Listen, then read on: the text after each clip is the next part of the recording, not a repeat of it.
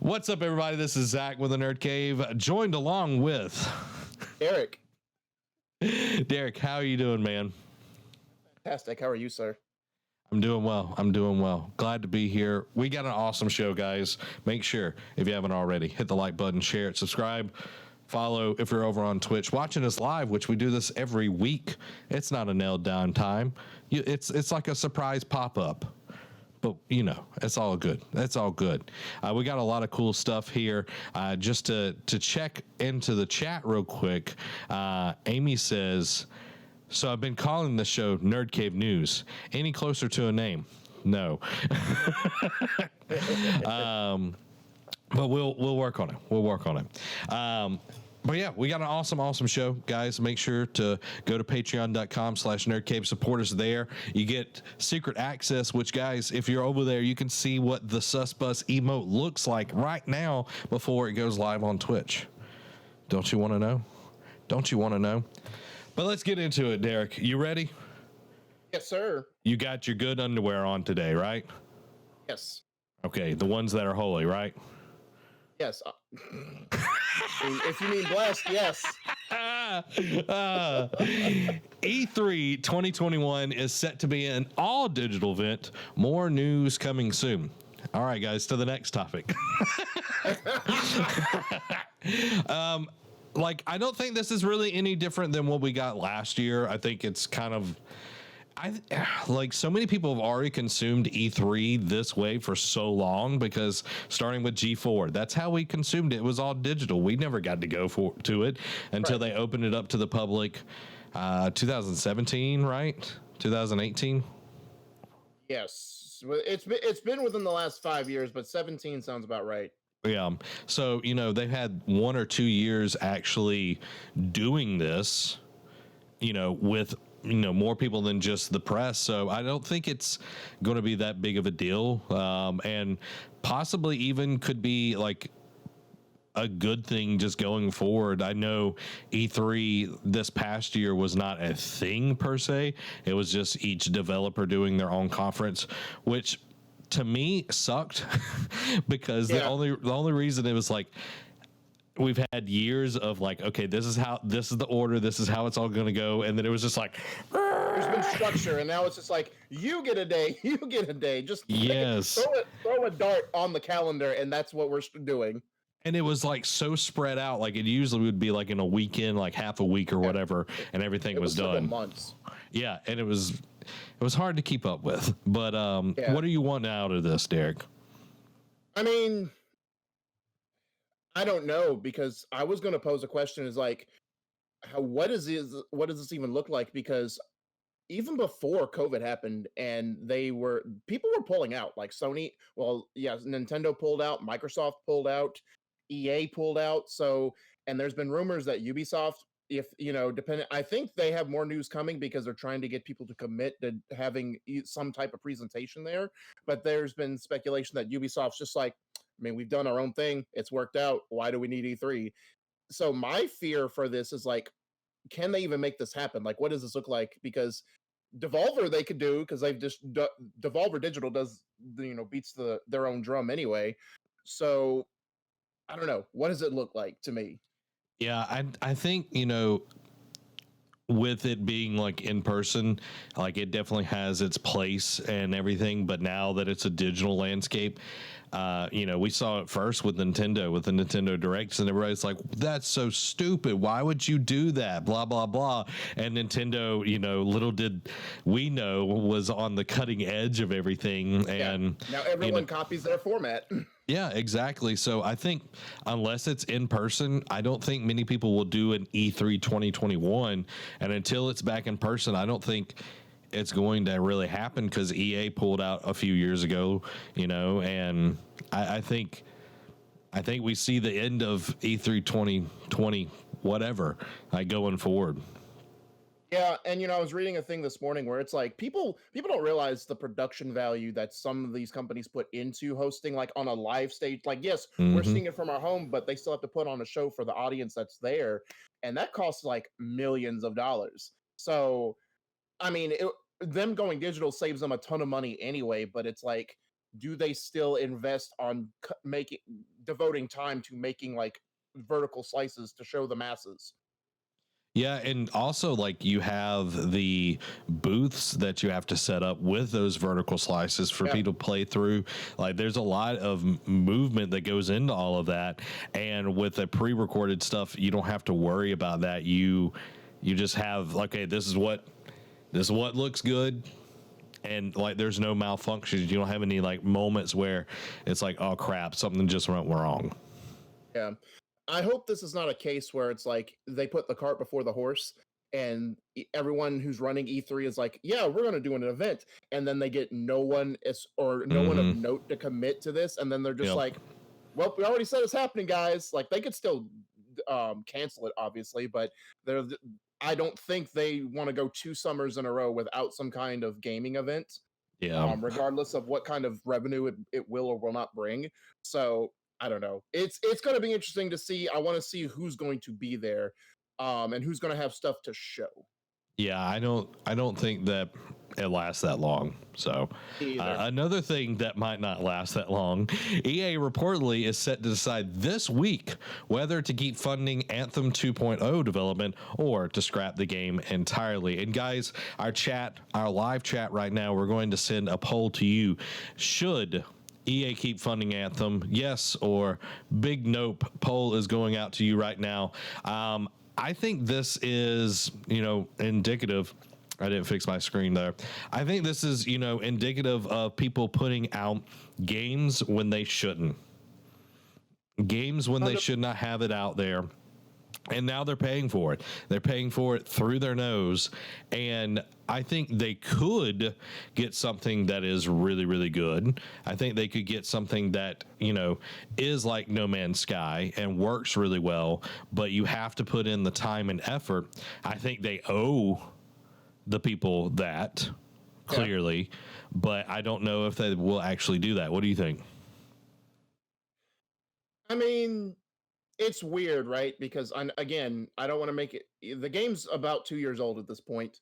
It came out, mud on its face. It tripped itself up.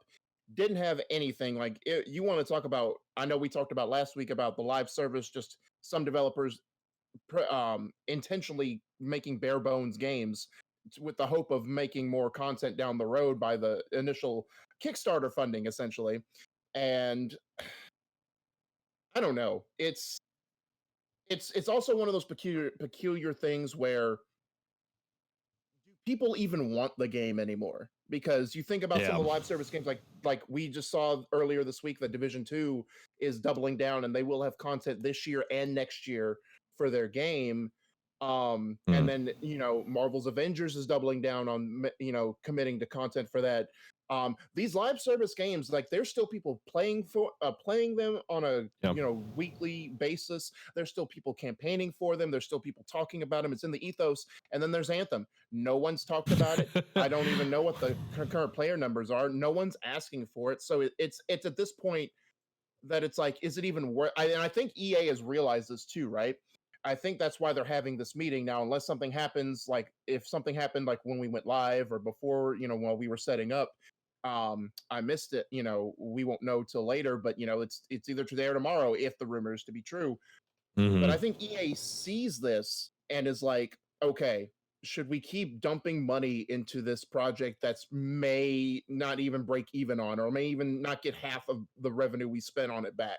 Or can we just scrap it and move on to other things? Because it is BioWare, and BioWare has a busy future ahead of them with Dragon Age and Mass Effect sequels in the works.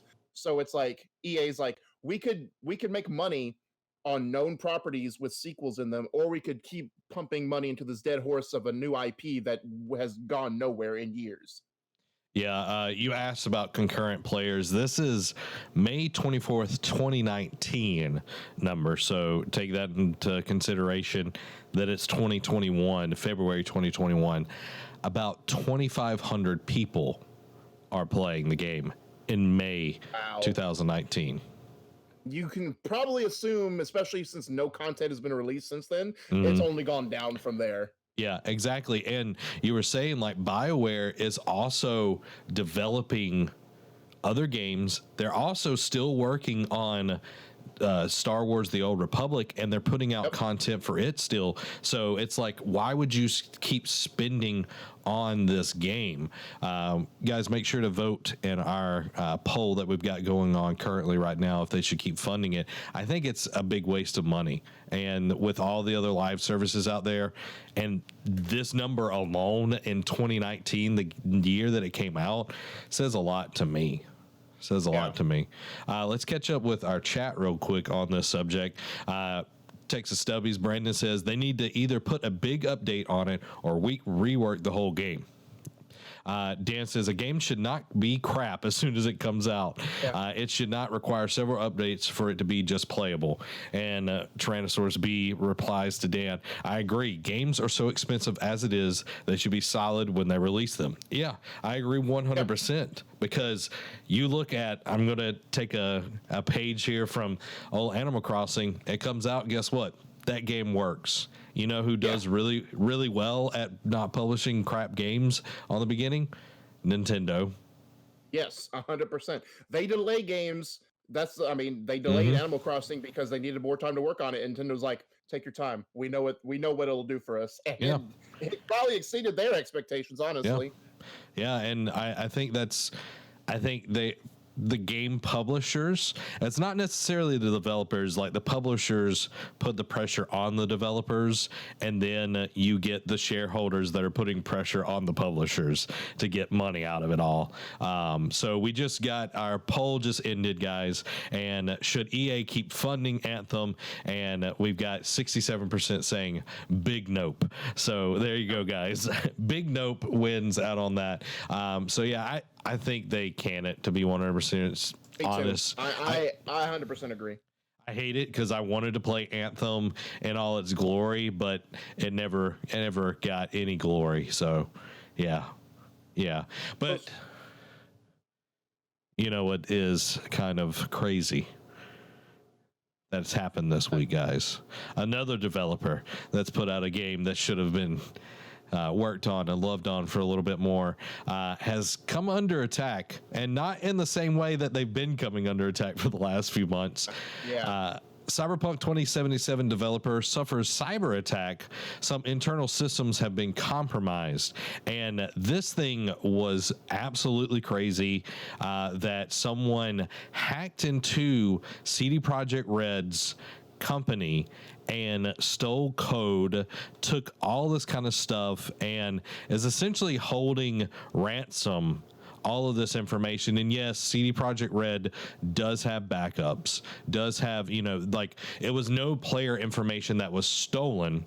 But it was all stuff for not just Cyberpunk 2077, but Gwent and The Witcher 3, like all stuff that is integral to the updates, working on the games and all of that. So CD Projekt Red did respond, said that they're not going to pay this person and everything. But this is the first time that I think I've ever heard anyone doing this, like attacking a game developer this way. At least, on this grand of scale, right? Like, we hear people get hacked all the time, like, but it's mainly like data miners and leakers, like people just finding out stuff before it's announced. But yeah, it's kind of crazy, and I wonder if it has any correlation to how bad the game was doing. And just the irony of this, right? Like, I know, like, the biggest thing was, like, they came under another civil lawsuit last month, but they had CD Projekt Red in the press had a pretty quiet month for them, and it's like, all right, they're just going to keep their head down, put the stuff out, and the next time we hear from them is when they're going to keep, put out some more Cyberpunk content or saying that the game's going to be made better. And then this happens. It's like, oh no, here's more negative press for CD Projekt Red. It just keeps worse.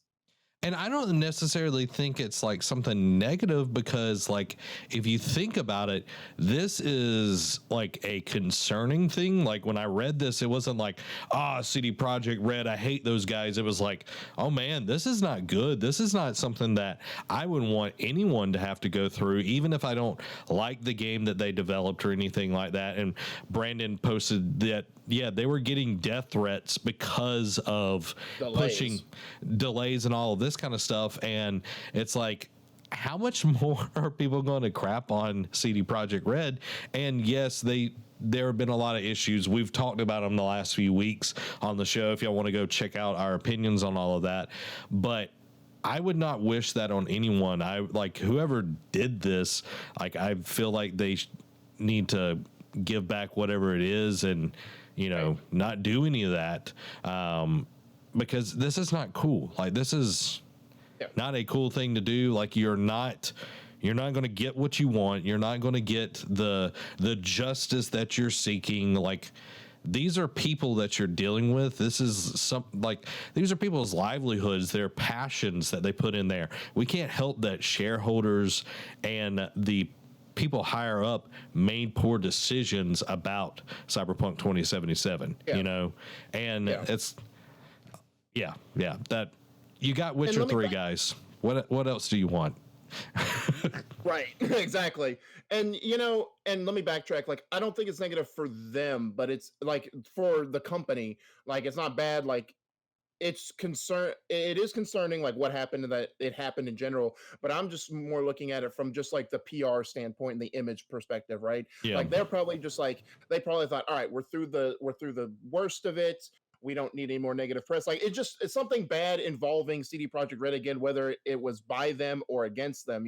It's like, look, they were probably planning on, all right, the next time we have talked about it's something positive, it's something to make us look better or try and reestablish our image, and then this happens, and it's like, no, people are this is bad for us again, whether it's like for us, or not. Yeah, I think they'll get sympathy out of it, so it will turn into a good thing. But I think CD Projekt Red found that any press is not good press.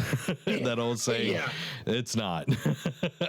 But I'm hoping that this situation gets fixed and everything for CD Projekt Red, because it's not a good thing, and we definitely don't want to see that happen to anybody else.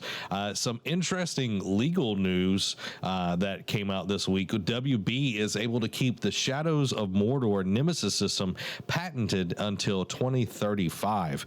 And if you don't know what the system is, it's essentially a system where your enemies in the game, if you kill them or whatever, like they have friends, or if they kill you, they remember you, and they actually have a personality. And it's one of the coolest things that I've seen in a video game in a very, very long time. I didn't play much of the Mordor series, but that system in itself was something really awesome, and I know that they did a lot with the second game. Derek, I know you played more of it than I did. What are your thoughts on it? Yeah, no, it's weird that they did this, right? Because I'd never finished Shadow of War, but I know it pretty much wraps up the story that's taking place. And it's like, okay, are you planning to put out another game in the series, or like just do like a spin-off series or whatnot? But I love the Nemesis system. Like, it was obviously the best thing in Shadow of Mordor, and they just took it and like quadruplified it in Shadow of War. They took what didn't work for the sequel and made it better, or made it to where it was enjoyable. And like you said, it's an enemy generator. I had this one guy, like I thought I killed him, would keep coming back, and he would just look like more like mummified, like I burned him, and he would just come back with like bandages all over his face, and it's like, and I killed him so much that he pretty much maxed out at level. So like he kept coming back. So it's a very intricate system, and it's like a chessboard, because at least for Shadow of Mordor, it's like you have these like war chiefs, and then you have like their bodyguards and underlings above them, and it's like, all right, should I turn him against like pretty much like, I forget what the ability is called, but pretty much like Jedi mind trick, like make them work for me, or should I kill them so it's easier to take him out when I challenge him or whatnot, or make these two people fight together. So it's a very like thinking man's type of system to work with. Like there's it's like Hitman. The possibilities are endless for what you can do. But then patenting it, now I wonder how extensive that patent goes to, right? Like, is it just for Monolith to work on, or can they extend it to other games? Because you remember, I know we talked about it last week in our live service discussion. WB Montreal is working on Gotham Knights. And, the enemy, for those of you who haven't seen the trailer, the enemy for that game is the Court of Owls. And someone threw up the idea, is like, what if they did a Nemesis system with the Talons? That'd be a great idea. Dude, So that would will be awesome. Like that I would be know. the coolest thing ever, because the Talons and the Court of Owls, like the Talons are like the thugs essentially, Right. the muscle, if you will, Yeah, and exactly. having them like the rest of the Court of Owls, because the Court of Owls are like these very influential people in Gotham. Like if you could turn those to your advantage, oh my gosh, that would be so amazing. Got me excited here, I man. know. I know. So I want to know, like, since WB filed a patent, does that mean only Monolith, who's the developer of the Shadow of series, the Middle Earth series, do they get exclusive rights, or can anyone under the WB umbrella use it? Because I think they're putting themselves in a hole by just doing this and basically saying it's ours, guys. No, I think it's anybody that is under that branch, or like with a patent you can give, if I'm pretty sure, you can give people like explicit, like written documentation, like we're allowing this person, they like patents are a way to like secure something and make sure that you can make money off of it. So Right. it could be where, okay, they've got it patented and now it's like, okay, well, we'll sell the Nemesis system and we'll give you this many years that you can develop a game with it. Also with their own people, like they can use that in more and more games, and I would love to see it in Gotham Knights. Yeah, it's sort of like different verbiage, but when Sony lent Marvel Studios Spider-Man to make their Yep. own movies, like, look, we still own the character, but you can use them for your movies. Yeah, exactly. So, Yeah, they own the so rights to it and everything. Just patents are a very interesting thing to deal with for sure. Just to catch up with chat, a lot of people loved Shadow of Mordor. They didn't. Some people didn't enjoy Shadow of War, but Brandon is excited for Gotham Knights, which I'm really, really going to look forward to that. Have they put a date on that? it's this year. They haven't said. I would assume it'd be fall, but it's supposedly this year because then Suicide Squad, the Rocksteady game, is next year. Okay. Okay. Something else that we're not 100% on sure of, there's an unannounced Halo game in development. And Yeah. I saw this and I was like, what you saying? what you saying to me right now makes me so concerned for Halo Infinite, because you can barely get this game working and looking good, and now you're saying, oh, there's another one we're working on. It's like 343 Studios. What are you doing? What are you doing? It's like, I don't understand the words coming out of your mouth. Like, I don't understand. It kind of it goes back to like some of the E3 like presentations, right? Where, before Anthem and before Fallout 76 came out, Bethesda in EA put the cart before the horse and was like, oh, and here's what you have to look forward to in the future. Here's Dragon Age. Or if your Bethesda's like, here's Starfield, here's Elder Scrolls 6 that are years and years away, but we want you to be excited for that. And it's almost like they're trying to future-proof themselves by saying, "Hey, we have another project, just in case the current one we're working on fails epically, like we're worried about. We have ourselves, future-proof for another one down the line." Well, and it's like, okay, you're saying you've got a Halo game, another one in development right after Infinite, right? Is it Infinite? Yeah, Infinite. Sorry, they're picking stupid names. Stick with the numbers, guys. Stick with the numbers. Those are easier. It is Xbox. Yeah.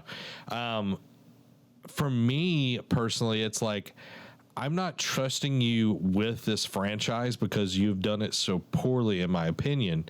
And I've given them the benefit of doubt. Like, I used to be a huge Halo fan, but since 4, it's like, I don't care anything what's going on, like, at all. Like, I'd rather read the books, and I enjoy the books. Like, the books are really good because, like, they're in the before timeline, before 4 happened and everything. But, like, I don't know. Like, I feel like I should be excited about this, but I'm not. And guys, I've got a pen in my hand today. So there you go. I know people were asking and worried if I would ever pick up the pen again.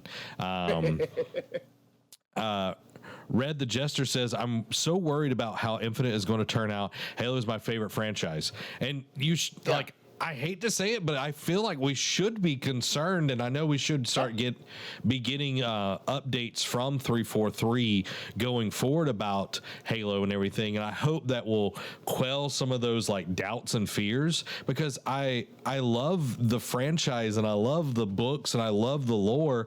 It's just like, I don't know what's going on. I feel like really scared about that. Yeah, and I mean, because it's held a special place for a lot of, like, especially people like, in our generation.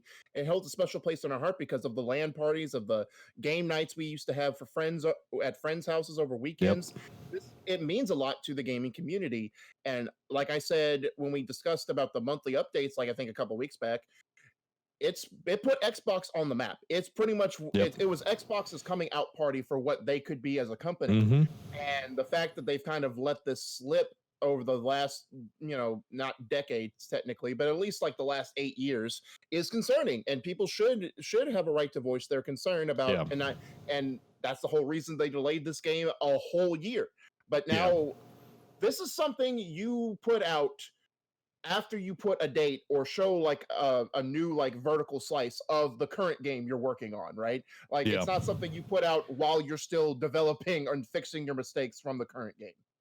Yeah, it's kind of like when TV shows, like before they even put out or even finish filming the first season, it's like, oh, they've already been greenlit for 3 seasons. It's like, you don't even know how this. Exactly. It's like when CW renewed a lot of their shows, like the Walker reboots, like only a couple episodes in, it's like, all right, it's already got a season 2, guys. Yeah, I don't even understand. Let's catch up with chat real quick. Texas Subby says, I don't know why people throw so much hate on 4 and 5. I really enjoyed them personally. I think it was just like the story to me. Like I'm a story based guy. Like in the gameplay didn't feel as tight with 4 and 5 as it did with like Reach and the other games. I know Bungie worked on those. I might be a Bungie loyalist. I don't know. Red the Jester says, awesome stuff, guys. Love the podcast. Thank you so much, man. Glad you're enjoying it. Glad you come by, man. Really, really appreciate it. Glad you're here. Texas Stubbies, thank you for gifting a sub to Red the Jester. And Red the Jester says, my first ever real gaming experience was playing Halo on the Xbox with my older bro. And like you were saying, those are some of my most fond memories.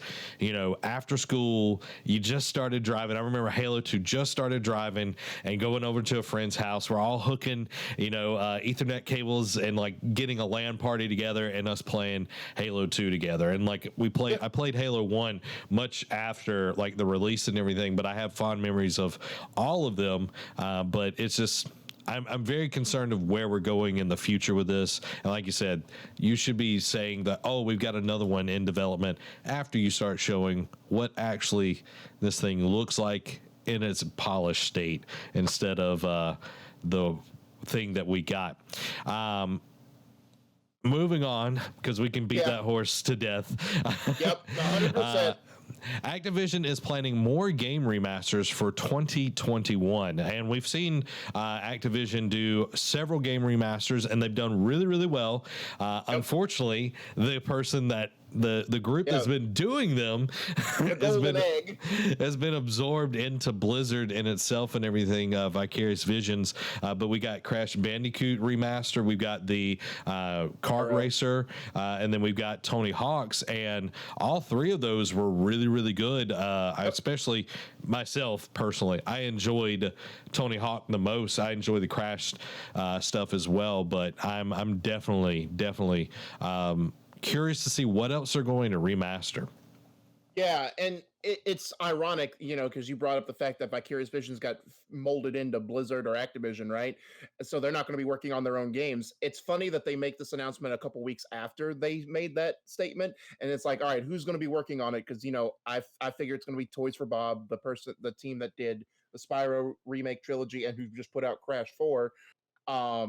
So it's interesting that they go on the back of this, and it raises 2 questions. One, who's going to do it, and will it get the same labor of love that Vicarious Visions put into it? I know they said that Vicarious is going to do like pretty much like subsidiary work, like they're going to help like where they're needed, but who's going to make it? And then because what do you think it is? Because the rumors I've been reading, it's like, all right, they remade Modern Warfare 1, Modern Warfare 2 came out like last year. It was like a stealth release type thing. So people are like, the obvious choice is Modern Warfare 3. So Yeah. what do you think? Clearly it's Skylanders. Clearly we're getting Skylanders, guys. I'm not sure. Like, I know that they got like the Guitar Hero stuff, but I think the time for the music games is over. I'm just looking through their catalog. 100%. I could see more Tony Hawk games. Prototype would be cool to see come back. I forgot they did Prototype. Wow. Prototype would be. Aren't they owned by Deep Silver? I thought they're owned by someone else now. I'm not 100% sure. DJ Hero. Oh my lord, I played the mess out of DJ Hero. Pitfall. That's going to be it, guys. We're going to get Pitfall again. Yeah, it's not all of them, but those are kind of the big ones. I think they do a lot of Call of Duty. Like, I definitely could see that. Like, Call of Duty Big Red 1, like, not a lot of people played it, but that would be an awesome one to see come back, just because if you didn't get the console, the Xbox 360 or the PlayStation 3 when it came out, they developed Big Red 1 as like the last gen at that moment for... Right. And it was really good. Like, I really enjoyed it. Like, it had a really good story mode. So that'd be cool to see. But I think they update more of the Call of Duty and more Tony Hawk. Well, and you maybe I'm looking too much into this, but the article said games plural for 2021, which means they could have multiple games remastered coming out this year. So I think the safe bet is Modern Warfare 3, even though that's a lot of people's like least favorite in the trilogy. But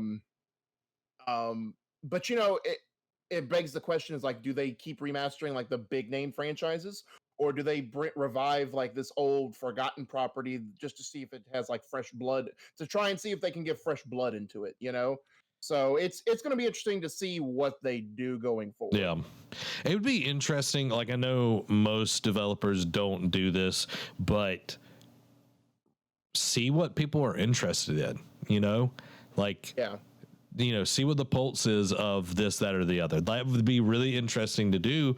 Then you would see, okay, this game would sell really well. No one's interested in Pitfall. Unfortunately, guys, I'm sorry. Like, no one's going to get your Pitfall remaster. Wait, watch in like 6 months. It's like, remastered Pitfall. And like, but I think they're going to stick to the things that are going to sell, because it is Activision Blizzard.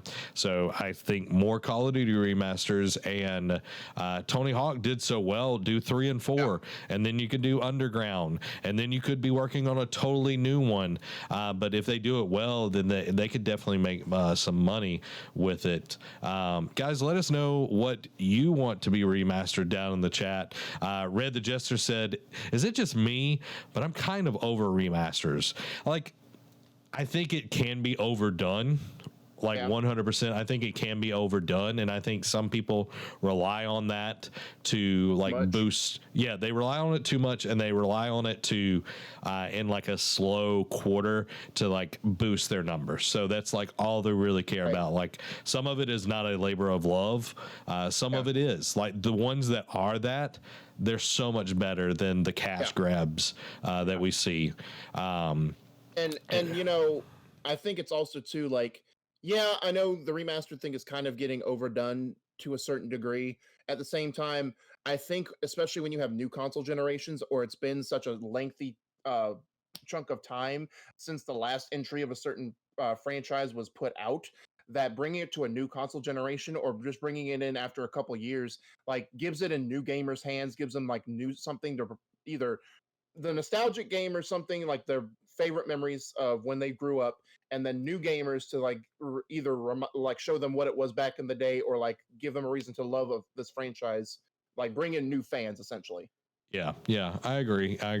And Red the Jester, thank you so much for following our Twitch channel, and y'all can also follow it as well. Texas Stubby says, there are some games I want that needs to be remastered. There's a lot that I definitely want. The original Red Dead Redemption. That would be so amazing, but I know it's never going to happen. Red the Jester said, I'd rather just new IPs, in my opinion, than all these remasters of old games.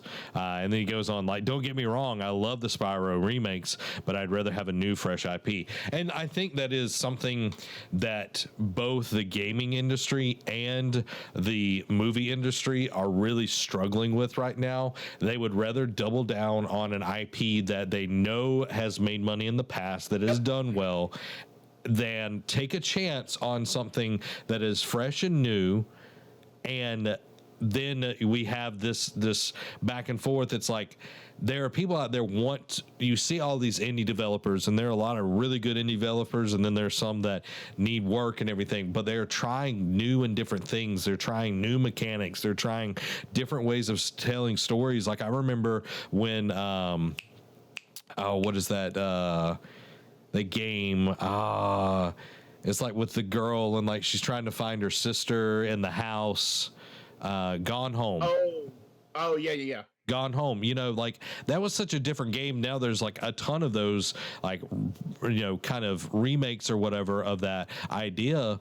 But you know, like there are new things out there, but it's them taking a risk, because at the end of the day, it's not about making games, guys. For them, a lot of them, Get money. Yep, exactly. Especially when you have the big third party like EA and Activision, right? So, and you know, you hit the nail on the head. Because look, I mean, yeah, it's a different set of circumstances, but technically look at Anthem, right? We just talked about it. It's a new IP. It was dead on arrival when it came out. Like I said, there was different issues that surrounded it, but that's why EA came out and said, all right, we're also doing Dragon Age sequel. Now we're doing a Mass Effect sequel. It's like, look, we don't mind doing IP, but if it doesn't make an immediate return on investment, or doesn't, like, when the initial reveal goes out, if there's not like millions of people talking about it, they're going to be hesitant to want to keep doing that and just go back to the well, because it is a thing of like the properties, you know, versus like getting new ideas. And that's what drives the market a lot of the time. Yeah. But we see it can be done with Sony, you know, like Ghost of Tsushima, Horizon Zero Dawn. It can be done if you believe in it and put the time behind it. Yep.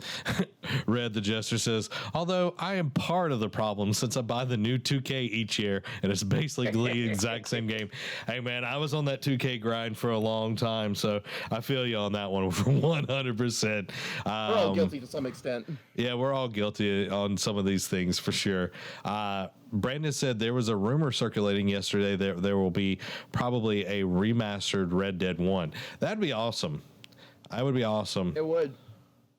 That would be awesome. Rockstar addressed the fact that, you know, GTA 5 has now hit 140 million copies sold, and that's crazy. Ridiculous. Like, but I don't know. Like they addressed, because people are like wanting to go back and remaster the old GTA games now, and they're just like, we appreciate that, but it's not in the cards right now, is what they essentially said. Like, I forget their exact wording, but it's like, it's not in our best interest, but we did see, like we talked about it last week, EA took that same stance for the longest time, and then they reneged since. So who knows?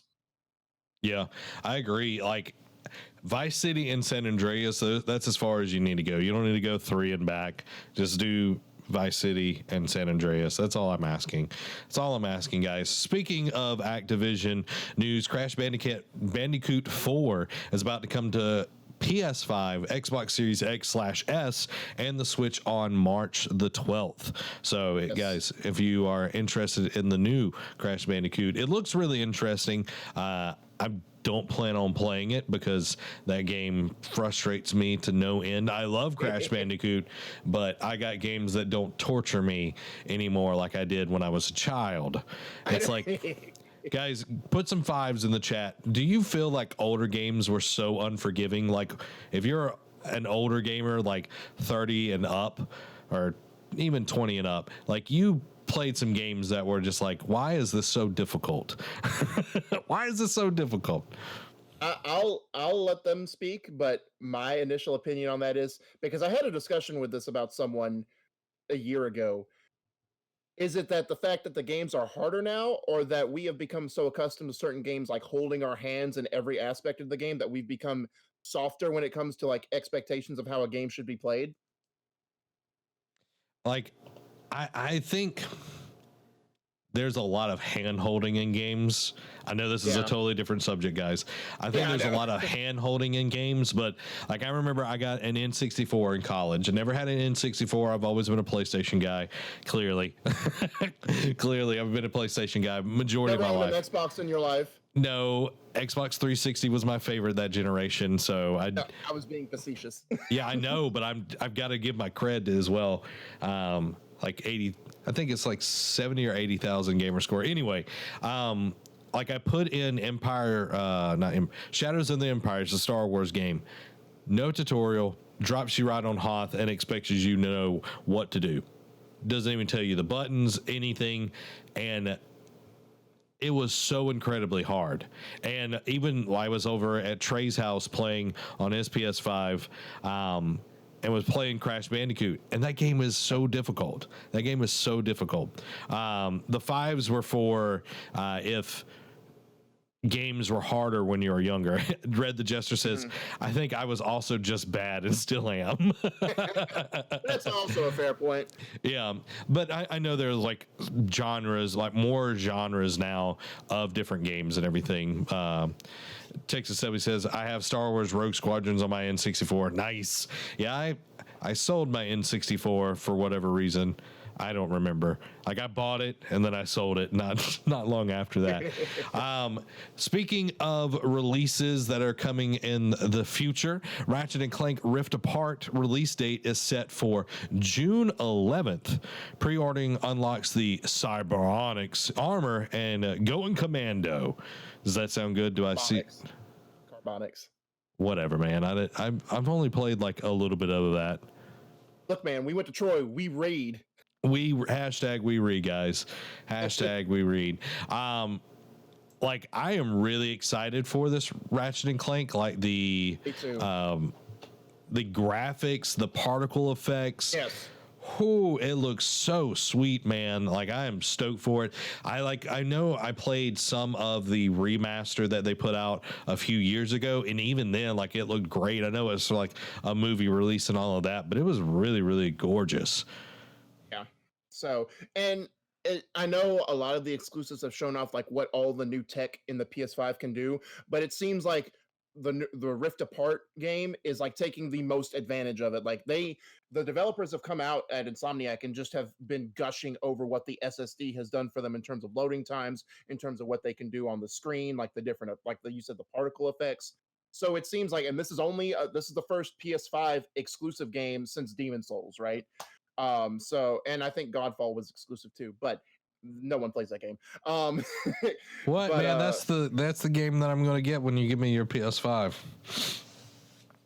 You don't waste your time.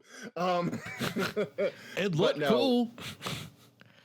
It looked cool. It did. It's Destiny. Cool. It's Destiny 1 with swords. Just leave it at that. Hey, who doesn't need swords? That's what they put in the second Destiny.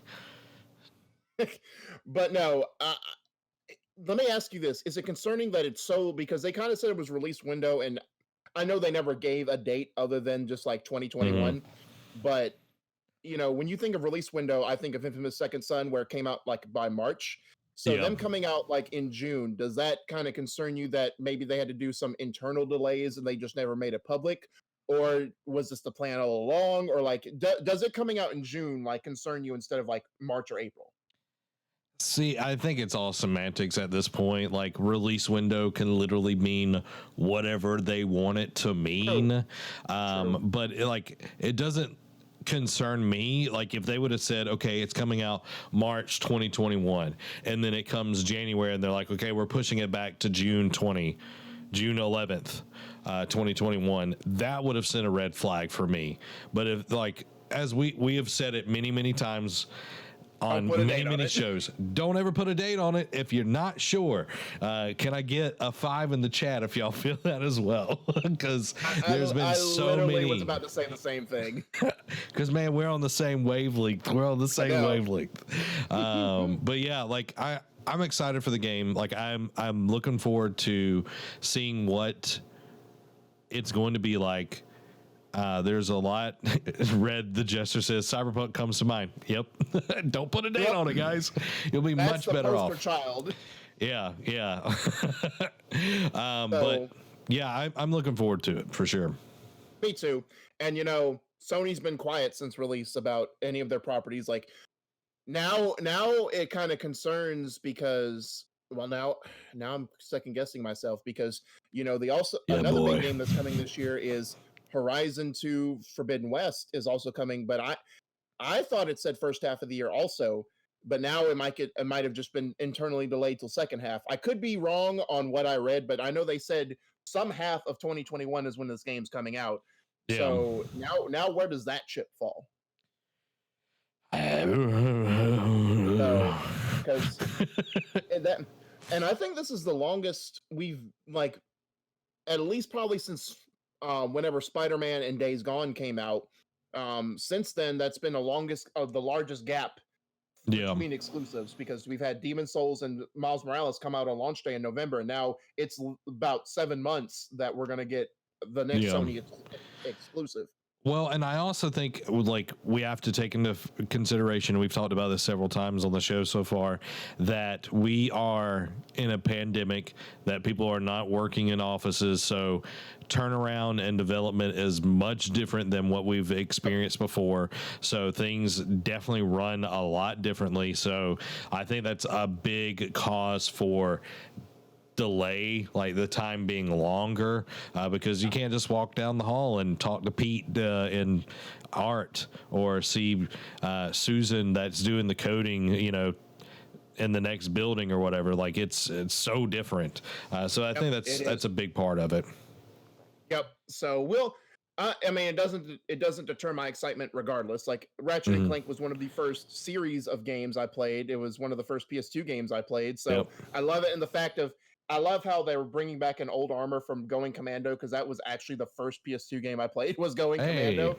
there you So go. it's that callback to it. So and I wonder if it'll have more tie-ins to other games going forward now since they're doing this. Like maybe they'll have other armors you can unlock, pretty much like it's a legacy game where it's like since they're kind of toying with like a multiverse type of thing or Yeah. storyline, it's like, hey, you can unlock this armor for up your arsenal. You can unlock this from Deadlocked or whatnot. So it's going to Hmm. be intriguing now that they've shown that if they're going to open that box.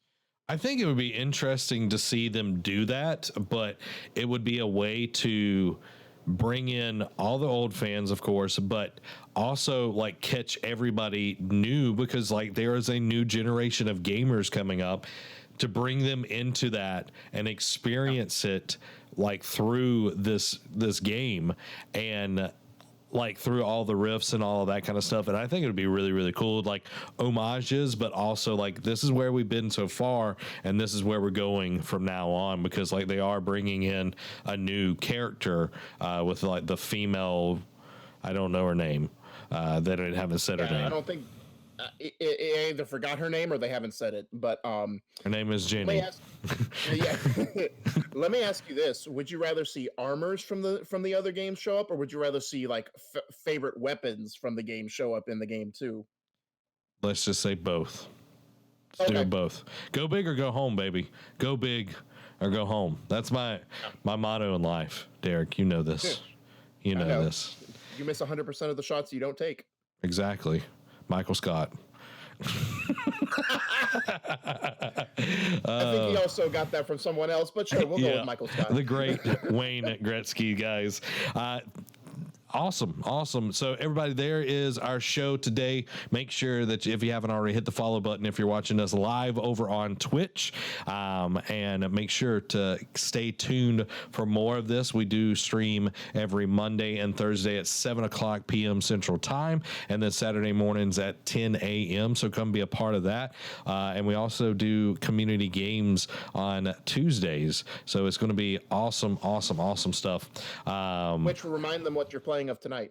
Tonight we are going to be playing Star Wars: The Old Republic. We're going to be playing with Two Beards Play, and we're going to get Sith. It's going to be some Sith business going on here, so I'm excited for that. And I know we got sidetracked on like a whole other tangent for the Crash Bandicoot news, by the way, but I forgot to mention. One, it's surprising that it's now just coming to Switch instead of like day and date with the other consoles. But I don't know how they're doing for the disc version, but for the digital version, they are offering a free upgrade to the next gen versions if you already have it on PS4 or Xbox One. Oh, awesome. That's dope. I'm glad with that. Yeah.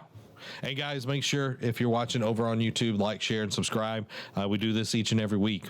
All the news that you need to know. Every other news story is unimportant. Don't go look for it because Derek has curated it, and Derek is the Lord of the news. So, don't know about all of that, but I'm definitely the news guy. For sure. And guys, you can join our Discord. Link is in the chat or in the description, all that good stuff. Go support us at patreon.com/nerdcave. Guys, we'll see you later. This has been Zach. Derek. Y'all have a blessed week.